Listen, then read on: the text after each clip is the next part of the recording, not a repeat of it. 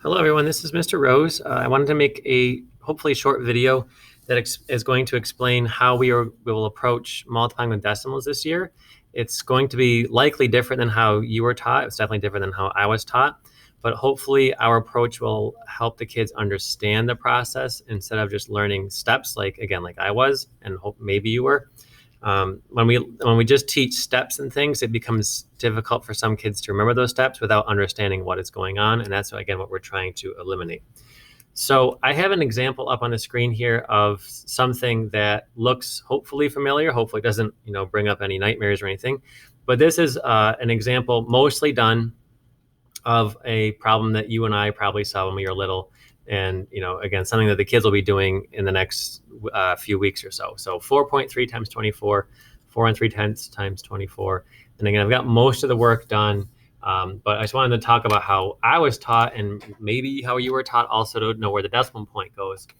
And I was taught, if okay, there's one number, one digit to the right of the decimal point. So there should be one digit to the right of the decimal point in your answer.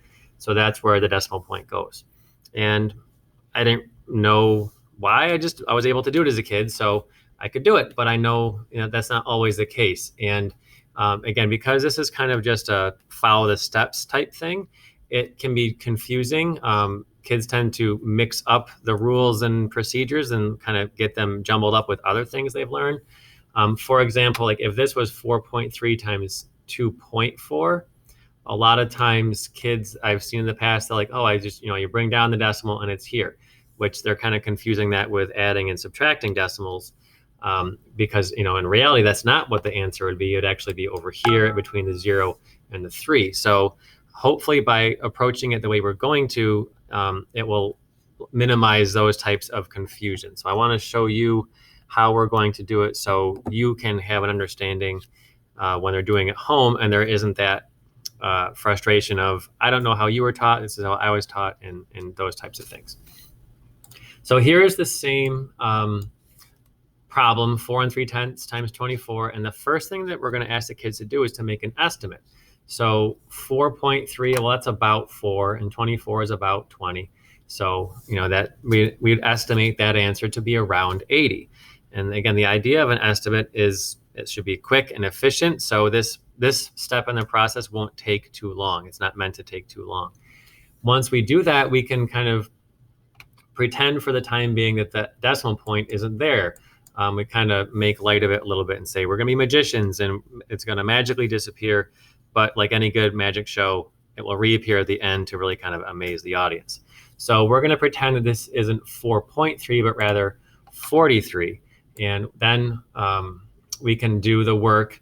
And I have typed out an area model. That doesn't mean the kids are required to use an area model. We've been practicing finding strategies that they're comfortable with. So some do it this way, some do a standard algorithm, some do something called partial products. We want them to be familiar and comfortable with a strategy that they like. When we do it the multiplying decimals, when we do it the way that I was taught, they're kind of required to use that one algorithm, which has been, can be really challenging for kids who don't like that strategy. So we'll do the work and we end up in the same place in terms of the digits, 1, 0, 3, 2.